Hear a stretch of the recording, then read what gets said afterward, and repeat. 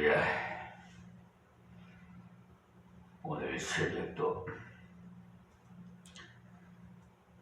하나님 주신 말씀 마태복음 강해설기로 13장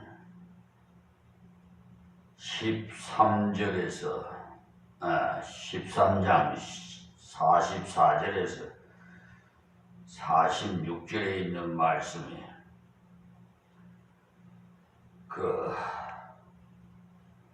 요점은 보화와 진주로 비유된 천국에 대한 말씀입니다. 44절 말씀드립니다. 천국은 마치 밭에 감추인 보화와 같으니 사람이 이를 발견한 후 숨겨두고 기뻐하여 돌아가서 자기의 소유를 다 팔아 그 밭을 샀느니라. 아멘. 우리가 하나님의 그 복음을 발견하는 사람들의 그 자세를 살펴볼 때 여기에 나오는 보화 비유와 그 다음에 진주 비유와 이 두 가지를 대비시켜 보면 잘 알 수가 있습니다. 그래서 대개 이 복음을 발견하는 사람들은 이 두 가지 유형으로 나타나고 있는데, 먼저 보화 비유를 보면은 이것은 사람 쪽에서 볼 때는 우연한 기회에 만났다는 것을 알 수가 있습니다. 그러니까 어떤 사람이 남의 소유의 밭을 갈다가 쟁기에 무엇이 걸리는 것 같아서 그것을 파서 보니까 거기에 보화가 가득한 보화 상자를 발견했다는 것이죠. 좀 오래됐습니다마는 시골에서, 농촌에서 밭을 가는데, 그러니까 소에다가 멍에를 씌워서 쟁기로 밭을 가는데 뭐가 툭 튀어나오더라는 거야. 그래 보니까 고액건으로 아주 그냥 땅에다가 묻어놓은 것이 발견됐어요. 아마 아시는 분은 알 겁니다만 그런 사건도 있었어요. 그 당시에는 은행이 없다 보니까 돈이 많은 사람들은 대개 금부치라든지 이런 보석들을 많이 사서 보관을 해두는 그런 일이 많았는데, 아마 농촌에서 그 밭에다가 땅을 파고 고액권을, 뭉칫돈을 거기다가 묻어놓은 그 돈은 아마 부정적인 물질인 것 같아요. 성경에서 나오는 이 밭에서 나온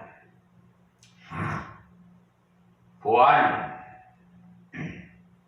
자연이 안전하게 보관할 장소를 물색하는 데 있어서 대부분 자기들만 아는 밭 한 구석을 선택해서 깊이 묻어두곤 하는 그런 일들이 있었던 것입니다. 그러다가 갑자기 전쟁이 일어나서 그 보물 주인이 죽어버릴 경우에는 그 후손들은 전혀 모르는 상태에서 그냥 지나다가 누군가에게 소작을 주어가지고 그 밭을 갈게 하다가 그 소작인에 의해서 보화가 발견되는 그런 횡재를 하는 일들이 그 당시에는 간혹 있었습니다. 그래서 이런 비밀리에 은닉해 놓은 보물상자를 소재로 해서 외국에도 보면 무슨 보물섬이라는 소설책도 있는 것이 당시에 보물을 안전하게 보관하는 장소로서 땅에다가 묻는 일을 많이 했던 것 같습니다. 그러니까 이것은 순수하게 우연히 가다가 만나게 된 경우이고, 그 다음에 진주 비유는요, 여기에 등장하는 인물은 진주라는 보석의 가치를 아는 장사꾼이 그 진주의 진품을 소유하기 위해서 찾아 헤매다가 어느 날 정말 자기가 찾던 이상적인 진주를 만나게 됨으로써 이것이야말로 내가 꼭 가지기를 원했던 진주로구나 하면서 그 진주를 소유함으로 만족해하는 그런 모습을 볼 수가 있습니다. 그러니까 이 말씀은 최고의 귀한 진주를 구하기 위해 나서는 전문적인 장사꾼입니다. 그래서 지금도 교회 안에는 이러한 두 가지 형의 그 성도들로 구성되어 있는 것을 볼 수가 있는데, 어떤 사람은 복음과는 전혀 관계가 없는 완전 다른 세계에서 생활하던 사람이 우연한 기회에 탁 부딪혀서 예수를 믿게 된 그런 사람으로, 이 사람은 갑자기 뒤집어진 돌발적인 경우에 해당되는 사람이고, 또 어떤 사람은 진리를 찾고자 아주 많은 탐구를 하는 이른바 구도자라고 하죠. 구도자형의 그 해당되는 사람이 있는 것입니다. 이런 사람들이 주변에 들어있는데, 제가 아는 어떤 의사는 보면은 세상 종교에 관한 책은 읽는 책이 없을 정도로 많이 읽은 그런 사람이 있는데요, 이제 겨우 복음으로 방향을 돌려서 성경을 공부해 나가는데 복잡한 것들을 정리하느라고 골치가 아플 정도입니다. 이 사람은 전형적인 구도자 스타일로서 일찍부터 구도에 심취하므로 불교나 마호메트나 유교 등의 그 세상 종교에 관한 모든 책들을 너무나 많이 읽어서 성경을 가르쳐 주면은 그런 것이 불교 어디에도 나옵니다. 그러면서 그런 소리를 해요. 그러니까 자기 머리로 한번 찾아보겠다고 많은 것들을 접하다 보니까 잡다한 것이 가득 차서 앞으로 이런 것들을 제대로 정리해 버리지 않고는 예수로 옳게 받기가 곤란할 정도로 진리에 대해서 여러 방면으로 탐구를 많이 한 그런 사람이 있습니다. 그래서 예수님께서 나섰을 때도 보면은 들에서 양을 치던 목자들은 밤에 갑자기 천사가 나타나서 구주가 나신 소식을 전해줌으로써 아기 예수를 만났고, 반대로 동방박사들은 평소에 별을 탐구하는 전문가로서 그들은 구약의 민수기를 통해서 한 별이 나타나면 유대인의 왕인 메시아가 온다는 이 말씀을 알고 있으면서 그것을 연구해 나가는 중에 어느 날 그 별을 발견하고는 구약에 기록된 그 별이라는 확신을 가지고 찾고 찾아서 베들레헴까지 가기 위해서 예루살렘에 와서는 유대인의 왕으로 나신 이가 어디에 계시뇨라고 진지하게 말했을 때 주님을 만났던 것입니다. 그러니까 이 사람들은 주로 톱 클래스 인생에 속하는 사람들로서 아주 탐구적이고 철학적인 면이 농후한 그러한 사람들이, 반대로 여기에 보아 비유에 나오는 사람처럼 이런 종류의 사람들은 완전히 단순하게 무심히 길을 가다가 전도지 한 장을 받고 부딪혀서 예수를 믿게 된 그런 사람, 이런 사람들로 아주 많은 게 목회를 해보면 분별이 확연히 됩니다. 사실 이런 식으로 예수를 만난 사람이야말로 제가 볼 때는 복을 받아도 무지하게 받은 사람이에요. 근데 여기에 진주 비유에 나오는 그런 탐구를 많이 해서 얻는 구도자형의 사람도 무엇이 가장 중요한가 하면 그것이 하나님의 은혜였다는 그 사실을 바로 알아야만 예수를 바로 알게 되는 것입니다. 바울 사도가 바로 여기에 속하는 사람인데, 바울 사도가 하나님 앞에 서기 위해 자기 나름대로는 얼마나 철두철미하게 율법을 지키고 노력하는 사람인지 빌립보서에 기록하기를, 율법의 의로는 흠이 없는 자로다라고 빌립보서 3장 6절에 자신을 가리켜서 그렇게 말했던 것입니다. 그러니까 율법의 의로는 흠이 없는 자라는 말은 율법을 다 지켰다는 그 말입니다. 그토록 지독한 사람이 깨져버린 거죠. 그러니까 바울 사도는 자신이 탐구를 많이 했으나 그 탐구가 아무것도 아니었다는 것을 깨달았던 거죠. 자신이 그리스도를 만난 결과 지금까지 쌓았던 모든 학문이 다 헛것이더라는 말입니다. 그러니까 우리가 이 두 가지 유행 중에서 어느 것이 더 나으냐에 대해서는 그것은 하나님께서 그 사람에게 합당하게 주신다는 것을 알아야 합니다. 하나님께서 그 사람에게 합당한 방법으로 주시기 때문에 우열을 가릴 수는 없어요. 여기에 첫 번째로 등장하는 천국은 마치 밭에 감춘 보화와 같으니 사람이 이를 발견한 후 숨겨두고 기뻐하여 돌아가서 자기의 소유를 다 팔아 그 밭을 사느니라 그랬습니다. 이 말씀을 우리가 어떤 도덕적인 문제로 연관시켜 보면 안 되는데, 사실은 이 보화의 그 소유주는 엄연히 밭주인임에도 불구하고 이 사람이 갑죽같이 가서는 주인으로 하여금 그 밭을 팔도록 해서 그것을 자기 소유로 삼았으니까 이것은 도덕적으로 본다면 그 사람이 양심에 문제가 있는 사람이에요.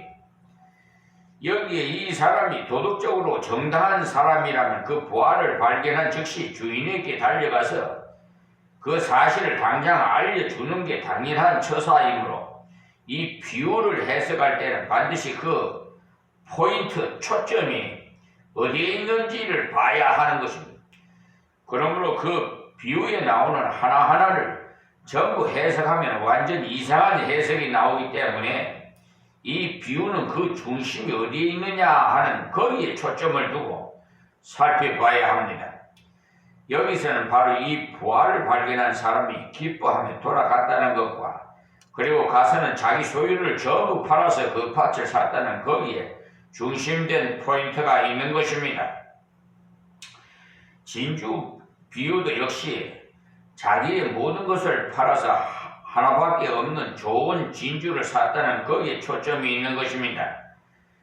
여기에 보화 비유에서 주는 교훈은 복음의 발견이 인간 쪽에서는 특별한 노력 없이 발견되는 것이나 그것은 하나님이 크신 은혜를 입은 증거인 줄을 알아야 한다는 겁니다.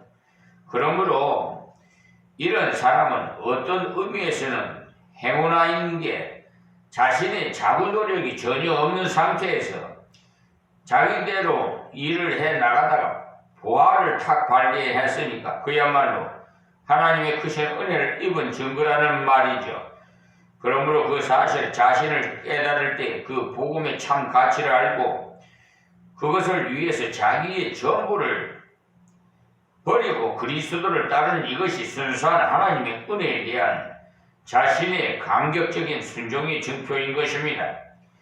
예수님께서 바로 이것을 교훈하시기 위해서 이 비유를 말씀하신 것입니다.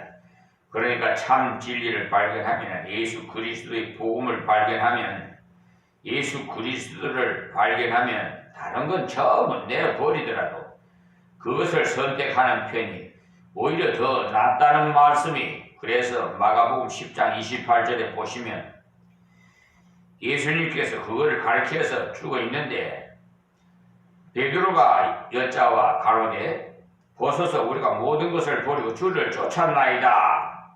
그러니까 예수께서 가라사대 내가 진실로 너에게 이르노니 나와 및 복음을 위하여 집이나 형제나 자매나 어미나 아비나 자식이나 전토를 벌인 자는 금세에 있어 집과 형제와 자매와 모친과 자식과 전토를 100배나 받되 핍박을 겸하여 받고 내세 영생을 받지 못할 자가 없느니라. 이것이 무슨 말씀이냐 하면은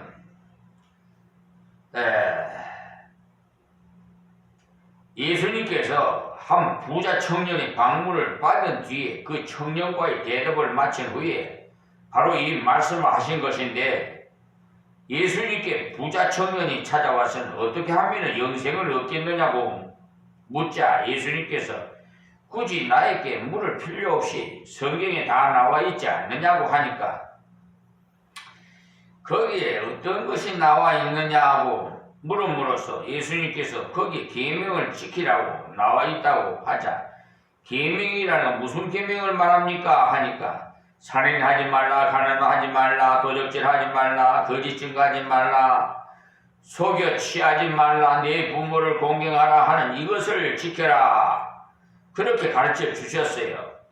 그러니까 거기 예수님께서 가르쳐 주신 계명을 바로 이 10계명의 그 후반부로서, 이것은 한마디로 줄인다면 내 이웃을 내 몸과 같이 사랑하라는 말씀이, 그리고 10계명의 전반부는 하나님을 내 몸보다도 더 사랑하라는 말씀이, 그러니까 이 사람이 자신있게 말하기를 선생님 그 정도는 어릴 때부터 다 지켰습니다 라고 하니까 예수님께서 그러냐, 그러면 이웃을 네 몸과 같이 사랑하라는 계명을 지켰다면 집에 돌아가 내게 있는 것을 다 팔아서 가난한 자들에게 주고 그리고 와서 나를 쫓으라고 하시자, 이 청년은 이 예수님의 말씀으로 인해서 슬픈 기색을 띠고는 근심하며 돌아갔다고 마가복음 10장 17절에서 22절에 기록되어 있습니다. 그러니까 여기 예수님께서 다 팔아 가난한 자를 주라 그리고 와서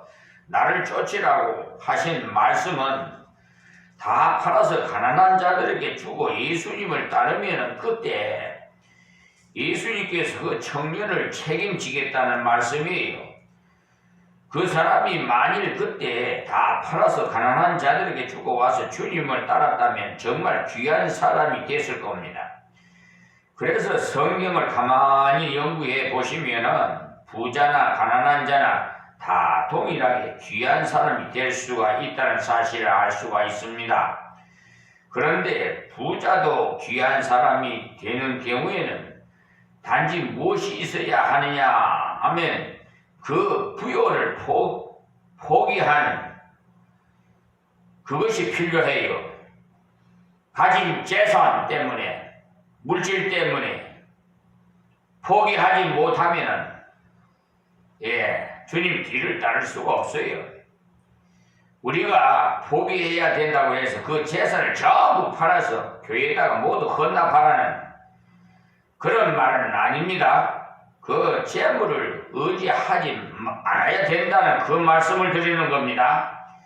그래서 구약에 보면은 아브라함이나 이삭 그리고 야곱이 전부가 거부였는데, 그러나 성경은 거부인 아브라함을 가리켜서 말하기를 믿음으로 저가 외방에 있는 것 같이 약속하신 땅에 우거하여 동일한 약속을 유업으로 함께 받은 이삭과 야곱으로 더불어 장막에 거하였으니라고 히브리서 11장 9절에 말씀하고 있어요.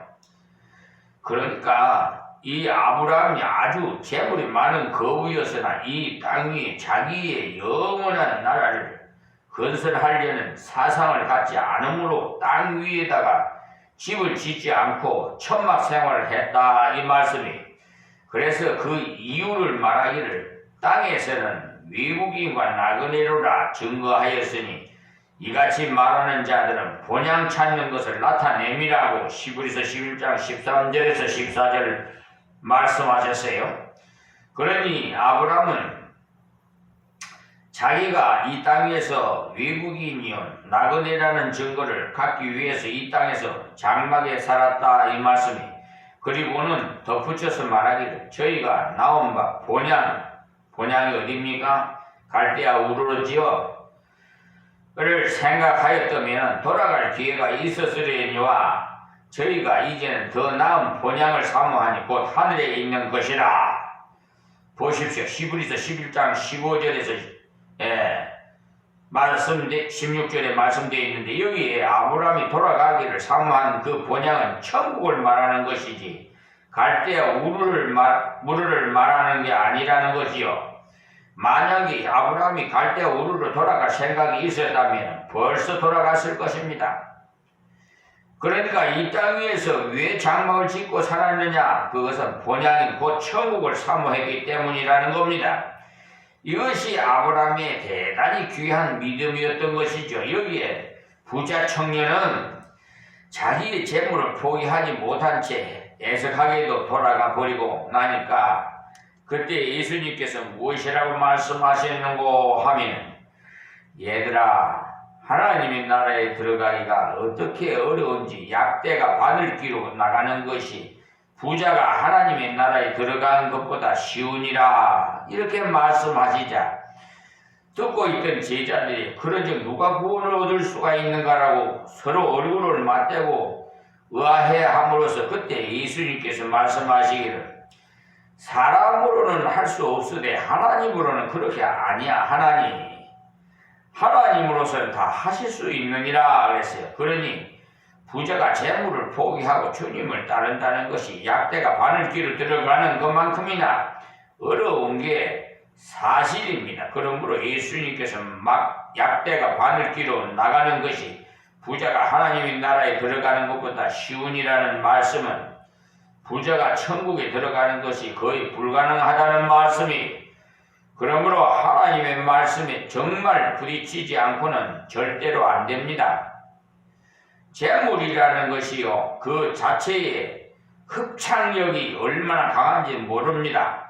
그 때문에 예수님께 뭐라고 말씀하셨느냐 하면 곧 재물과 하나님을 겸하여 섬기지 못하는 일이라고 말씀하실 만큼 이 사람들이 소유에 대한 집념과 애착이 굉장한 거죠. 그러니까 사람들이 가장 불행해지는 것은 바로 소유관념 때문입니다.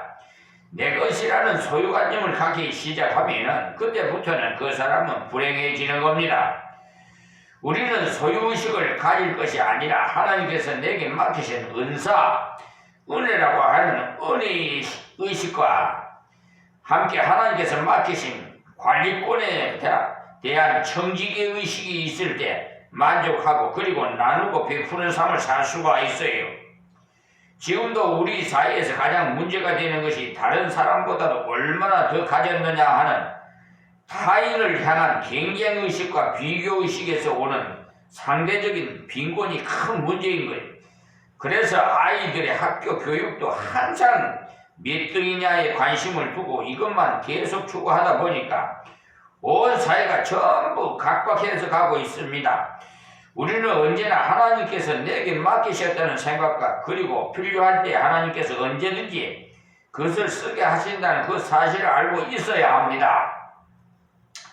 이와 같은 예수님의 말씀을 듣고 베드로가 너무나도 반가워서 하는 말이, 보소서 우리가 모든 것을 버리고 주를 쫓았나이다 라고 하니까 예수님께서 그때 하시는 말씀이, 내가 진실로 너에게 이르노니 나의 및 복음을 위하여 집이나 형제나 자매나 어미나 아비나 자식이나 전토를 벌인 자는 금세에 있어 100배나 받되 핍박을 경하여 받고라고 하셨어요. 그러니까 이 말씀을 보시면 버릴수록 없어지는 것이 아니고 오히려 더 채워주신다는 사실을 알 수가 있어요. 그런데 단지 무엇을 경하여 주시는고 하면 핍박을 경하여 받고라고 했어요. 왜 핍박을 경하여 주시는고 하면 주신 것에 마음이 빼앗기지 않고 주신 분에게 마음을 기울이게 하려고 그렇게 하신 겁니다. 그래서 하나님께서는요, 우리에게 좋은 것을 주시고는 그 좋은 것과 함께 무엇을 주시느냐 하면은 핍박을 주시는 거예요. 왜냐하면 핍박을 경하여 줘야만이 그 좋은 것에 우리 마음이 안 빠지는 것입니다. 여러분, 결혼할 때 말이에요, 신랑이 신부에게 반지를 끼워주지요, 예물로. 그러면 신부가 반지를 좋아하면 안 되고요. 먼저 주신 신랑을 좋아해야 돼요. 네? 반지만 좋아하면 신랑이 뭐라고 하겠어요? 그와 마찬가지로 우리는 주님의 핏값으로 하나님이 사셨어요. 그러니 내 소유권은 이 땅에 아무것도 없어요. 단지 청지기고 관리자일 뿐이고, 그러니까 주신 분도 여호와시요 거둬가신 분도 여호와시요 죽이기도 하시고 살리기도 하시는, 또 그런 더미에서 끌어올려서 보좌에 앉히기도 하시는 사무엘상 2장 6절 이하의 말씀을 보십시오. 그러니까 하나님께서 자금을 계속 주시면서 환난을 주시지 않는다면 돈에 확 빠져서 정신이 없을 것입니다. 자녀들의 성적이 전부 최상위권에 속하면 선전도 역시 잘하는 그런 좋은 것만 갖추고 있으면서 전혀 어려움은 없다고 한다면 역시 인간이기 때문에 하나님을 의존하는데 조금은 하자가 있을 겁니다. 제가 아는 목사님들도 보면은 어느 목사님은 개척교회를 하느라고 생활이 형편없는데, 그런데 자녀들은 공부를 얼마나 잘하는지 전부가 소위 말하는 인류대학의 장학생으로 공부할 정도로 우수한 자녀를 두고 있어서 동료 목사님들이 부러움을 사는 그런 분도 있고요. 또 어느 목사님은 경제적인 사정은 여유가 있는데 자녀들은 전문대학도 제대로 못 가서 쩔쩔매는 것을 보면은 하나님께서 아주 공평하게 하시는 것을 볼 수가 있어요. 만약에 저런 집에다가 저런 식으로 완전하게 충족시켜 주셨다면 어쩔 뻔했는가 생각될 때가 많은 그런 집도 있고요.